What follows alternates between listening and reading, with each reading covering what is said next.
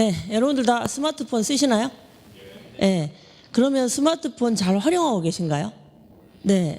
매일매일 쓰는 스마트폰인데 잘 활용하고 있냐는 질문에 선뜻 대답이 안 나오시죠? 네. 그렇다면 똑같이 우리 매일매일 뇌를 쓰기 때문에 이 자리까지 오셔서 이렇게 이 세미나에 참석하고 계신 거잖아요? 근데 매일 쓰고 있는 뇌를 잘 활용하고 있는가라는 관점을 우리가 혹시 생활 속에서 가지고 계신가요? 예. 요즘 인공지능 시대라고 하니까 유아교육 현장에서도 인공지능을 잘 다룰 수 있는 코딩 기술이 필요하지 않을까 이러면서 이제 작년까지 코딩에 대한 수업을 해야 된다는 엄마들의 요구가 굉장히 높았습니다. 근데 사실은 인공지능을 잘 활용하는 코딩 교육에는 관심이 있으나 자신의 뇌를 잘 활용한다는 관점 자체가 없기 때문에 뇌를 잘 활용하도록 트레이닝하는 교육이 바로 뇌교육인데 그 뇌교육을 도입하는 부분에서 조금 아쉬움이 느껴지는 부분입니다. 그래서 이 왜 유아 시기에 그럼 뇌교육이라는 건 뇌를 잘 활용하는 트레이닝, 훈련하는 거잖아요. 그게 왜 필요한가? 이게 바로 우리 인간의 발달 곡선입니다. 그래서 여기 보시는 바와 같이 성발달, 신체 발달, 그 다음에 빨간색으로 급격하게 0세부터 6세까지 발달하고 있는 게 바로 이 두뇌 발달 곡선이거든요. 그러면 뇌를 잘 활용하는 뇌교육은 바로 적기가 이 영유아 시기에 돼야 된다라는 거죠. 그래서 이 뇌가 발달한다는 것의 개념은 사실은 다양한 자극과 경험을 통해서 얼마나 다양하고 많은 시냅스망이 잘 연결되느냐 하는 부분이고요. 이렇게 처음 태어났을 때 헐렁헐렁하던 뇌세포끼리의 연결성이 이렇게 2년만 지나도 이렇게 빡빡하게 연결되기 때문에 이 귀중한 시간에 어떤 경험과 자극을 주느냐에 따라서 우리 아이들의 뇌 회로가 전혀 다르게 연결될 수 있다는 거죠.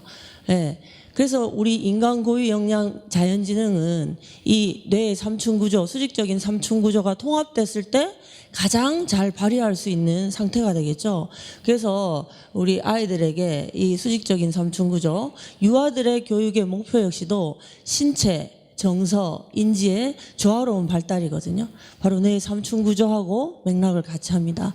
그런데 이렇게 신체, 정서, 인지의 조화로운 발달이 가장 중요한 이 유아 시기에 그렇게 하고 있는가를 우리가 가만히 살펴보면 먼저 이게 가장 먼저 발달시켜줘야 되고 자극해줘야 되는 애는 뭐니 해도 신체뇌가 아닐까 생각합니다. 동의하시나요? 네. 그래서 신체뇌 발달이 사실은 이 뇌는 신체와 연결된 신경망과 연결되지 않으면 어떤 기능이나 활성화나 이런 것들이 불가능하죠. 그런 차원에서 이 영유아 시기에 연결돼야 되는 신체 회로망이 제대로 잘 연결되는 게 중요한데 제가 요즘 아이들하고 놀이 수업을 진행을 간혹 하면 어떤 놀이를 진행하냐면 예를 들면 이런 걸 합니다. 이제 5세, 6세 반에 들어가서 자 얘들아 선생님이랑 같이 재미난 체조 해볼까 하면서 어깨 반대로 겨드랑이 반대로 이렇게 하면서 좌우를 크로스하는 체조를 하거든요. 그러면 5세, 6세 아이들이 50% 이상이 해맑게 웃으면서 어떻게 동작을 하냐 하면 이렇게 저를 보고 따라 이렇게. 여러분들 한번 이렇게 한번 겨드랑이를 두드려 보시겠어요 지금? 편하세요 불편하세요? 우린 너무나 당연히 이게 편하죠. 근데 왜 5살 6살 아이들은 이렇게 할까요? 더 불편한데. 바로 이게 좌뇌 우뇌와 우리 신체의 신경망 회로가 튼튼하게 반복적으로 연결되지 않았기 때문에 이렇게 한쪽 뇌끼리의 연결망만 구축되어 있기 때문에 이렇게 한다고 볼 수 있거든요. 근데 그런 아이들이 점점 많아지고 있는 이유가 바로 이 영유아 시기에 가장 중요한 신체 발달의 기회를 놓치고 가는 환경 속에서 지금 자라난다는 거죠. 예를 들면 무슨 말인가 하니 우리 때는 사실은 신체 발달을 크게 신경 쓰지 않아도 이렇게 자연스러운 놀이 활동을 통해서 연결될 수 있는 기회를 많이 가지고 있었습니다. 여러분들 다 이런 활동 한 거 기억나시죠? 친구들이랑. 우리의 남자분들은 이런 거 말뚝박기 이런 거 한 거 생각나시나요? 이러면서 내가 내 몸을 조절하고 통제하고 견뎌내고 이런 것들이 훈련이 다 됐는데 요즘은 어디에서도 이런 놀이를 하는 아이들을 보기가 힘듭니다. 요즘 아이들은 대충 이런 풍경이 훨씬 우리에게 익숙하죠. 맞죠? 그래서 아이들이 자기 신체를 유기적으로 움직여 보면서 뇌와 신경망을 연결할 수 있는 기회가 사라져 버리고 있다라는 거예요. 그래서 이 신체 조절력이 급속도로 떨어지기 때문에 그 이후에 이걸 바탕으로 한 정서 조절력도 기대하기가 힘든다는 거죠. 그래서 저희 키즈 내교육에서는 유아 내교육을 어떻게 진행하냐 하면 아침에 이제 원에 유치원이나 어린이집에 오면 무조건 브레인 인사라는 걸 합니다. 브레인 인사 어떻게 하는지 궁금하시죠? 우리도 같이 한번 해볼까요? 자, 옆에 분하고 마주 보시고요. 이렇게 합니다. 짝꿍 손 준비 짠 하면 짝꿍이랑 손을 잡고요. 자, 브레인 인사 시작하면 내가 좋아 이렇게 합니다. 자, 다 같이 해보겠습니다. 시작. 내가 좋아. 짝꿍을 보면서 너도 좋아. 시작. 서로 박수를 치면서 우리는 친구. 하트를 그리면서 사랑해 하시는 거예요. 네, 이렇게 이제 인사를 해요. 그래서 아침마다 반 친구들과 이런 인사를 하면 이 아이는 이 인사가 너무 재밌었기 때문에 집에 가면 당연히 어떻게 할까요? 이렇게 아빠를 붙잡고 엄마를 붙잡고 인사를 하자고 이렇게 쪼르는 거예요. 그래서 유아들이 바뀌면 이렇게 성인들도 충분히 가정의 문화를 바꿀 수 있다라는 저희가 희망을 가지게 됐거든요. 그리고 나서 인사를 하고 나서 이제 더 적극적으로 신체 활동을 하게 되는데 그게 바로 브레인 체조입니다. 그래서 브레인 체조를 했을 때 어떻게 하고 아이들은 도대체 어떤 느낌을 가지는가 짧은 동영상으로 한번 확인하시겠습니다. 매일 아침 동요에 맞춰 뇌체조로 하루를 시작하는 아이들. 뇌체조를 하면 집중력도 높아지고 두뇌가 활성화된다는데요. 뇌체조가 모두 끝난 후 아이들은 목청껏 외칩니다.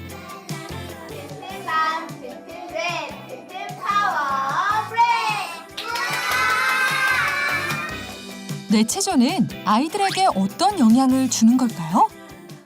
제가 멋있어진 것 같아요. 몸도 튼튼해지고 좋은 것 같아요. 체조를 하고 난 다음에 아이들의 느낌 생생하게 와닿으시죠? 이렇게 이제 신나게 체조를 한 다음에 이 흥분된 몸을 움직이면 아이들이 기분 좋고 신나기 때문에 흥분이 되거든요. 이 흥분된 뇌파를 편안하게 또 깔아앉히는 브레인 호흡 명상을 하게 됩니다. 그래서 여기 보시면 이 아이들이 우리나라 나이로 4살이거든요. 4살인데 뭔가 진지하게 자기 자신에 대해서 집중하고 느끼고 있죠. 아까 교수님이 말씀하신 디폴트 모드가 활성화되고 있는 모습입니다. 그래서 이렇게까지 하기에 어떻게 하느냐. 아이들이다 보니 자 바로 앉아서 가슴에 손 올리고 이렇게 하면 재미가 없잖아요. 그래서 재미있게 상상놀이처럼 놀이식으로 접근을 하는데 어떻게 하냐면 우리들 같이 한번 체험해 보실까요 이것도? 자 박수를 치면서 가장 예민한 손을 자극합니다. 박수를 치면서 신나게 반짝반짝 빛나는 황금 요술공을 한번 만들어보자 이렇게 하면서 박수를 치면서 황금 요술공 크게 외쳐볼까요? 시작. 황금 요술공 황금 요술공. 자 손을 따뜻하게 싹싹싹 비벼서 손과 손 사이에 찌릿찌릿 반짝반짝 황금 요술공이 만들어졌나 우리 볼까요? 자 하나 둘 셋 짜잔. 오, 손과 손 사이가 화끈화끈 찌릿찌릿하면 황금 요술공이 잘 만들어지고 있어요. 황금 요술공이 느껴지시나요?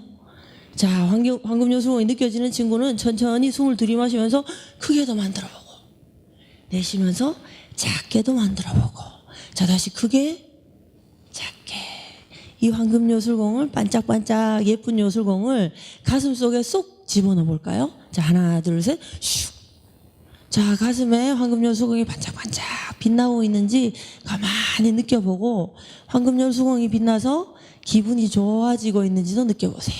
기분 좋아진 친구는 하나 둘 셋 하면 선생님과 함께 와 하면서 눈 뜨면 돼요. 하나 둘 셋. 네.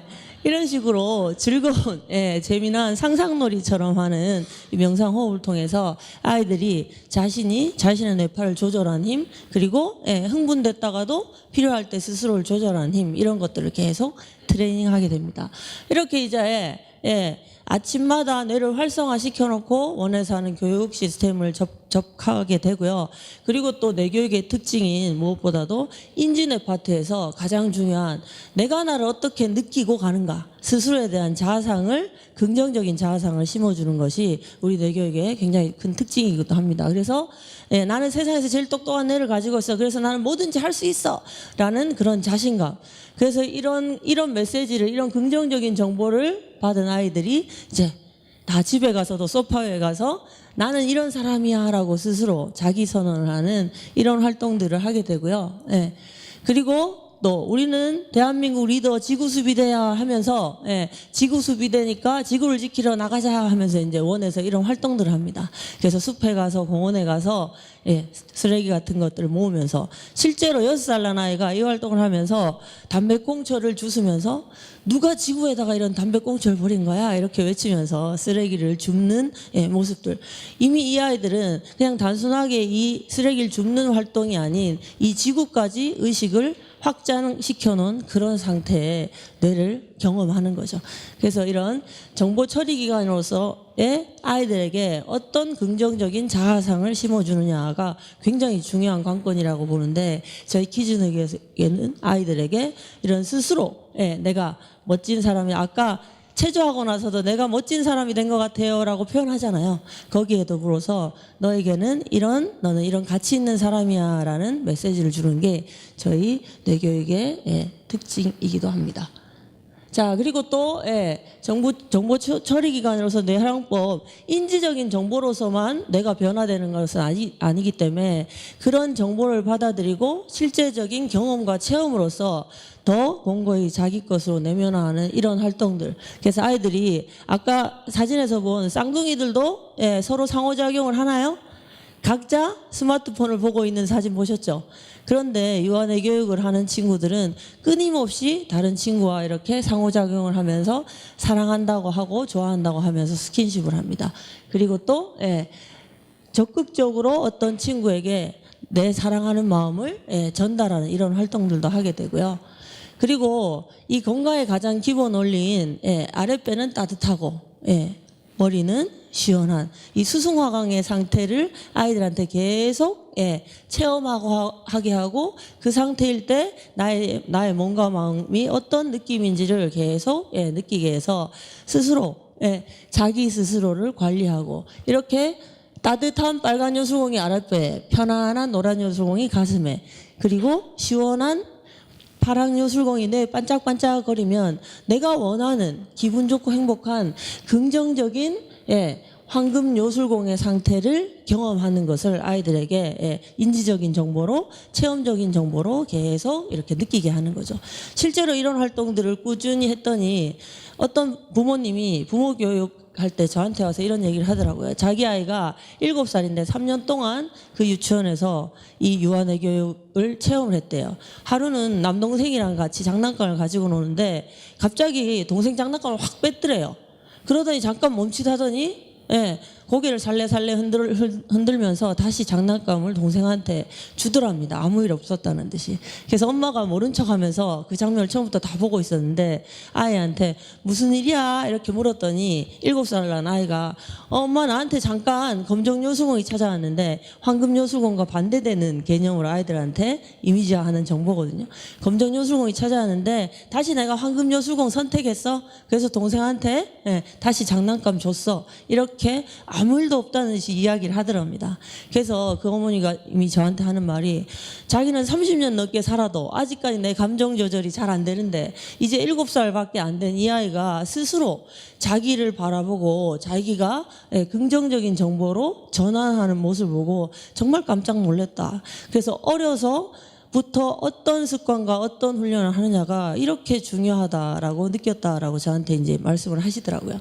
그래서 이 아이들에게 요즘 이제 유치원이나 어린이집 선생님들이 굉장히 힘들어하는 부분이 집중력이 점점 떨어지고 있다라는 부분에서 힘들어하는데, 그래서 저희는 예비 초등 준비 프로그램으로 이렇게 아이들이 집중력 교구라는 자석을 이용해서 서로 상호작용을 하고 보이지 않는 에너지를 느끼고 자력을 느끼고 그 자력을 상상해서 표현해내는 이런 좌우뇌가 통합되는 창의적인 활동들도 계속 아이들과 진행하고 있습니다. 그리고 또 무엇보다도 또래와의 상호작용을 통해서 여기 보시면 이런 상호작용하고 나서 느낌이 어땠어를 표현해보는 표현지에 쿵쾅쿵쾅 두근두근 이런 표현을 했죠. 그래서 다른 사람과 관계 맺는 게 기쁘고 설레이는 그런 경험을 아이들이 계속 하면서 스스로 그렇다는 것을 인지하게 되죠. 그래서 이런 것들을 통해서 우리 아이들이 뇌를 잘 활용하고 자기 뇌에 대한 가치를 스스로 긍정적인 정보로서 계속 경험하게 할 뿐 아니라 사실은 아이들에게 가장 중요한 두뇌 환경인 학부모와 그리고 교사에 대한 두뇌 우호적인 환경을 만들어주기 위한 노력도 함께하고 있습니다. 그래서 행복한 몸 만들기 프로젝트라는 것을 진행해서 부모님들에 대한 두뇌를 이해하는 행복한 부모 되기 부모 코칭, 두뇌 코칭 과정도 진행을 하고 있고요. 그리고 이렇게 아이와 함께 즐거운 놀이 체험을 통해서 행복한 추억거리를 아빠와도 함께 이렇게 상호작용하는 이런 다양한 프로그램을 통해서 우리 아이와 부모님이 함께 행복해지는, 그리고 또 뿐만 아니고 교사들도 스트레스와 업무에 지쳐있는 교사들이 힐링을 하고 자기 안에 있는 원래 이 교사들의 특징이, 유치원 교사들의 특징이 자기 어렸을 때 꿈이 유치원 교사였다라고 하는 분이 되게 많거든요.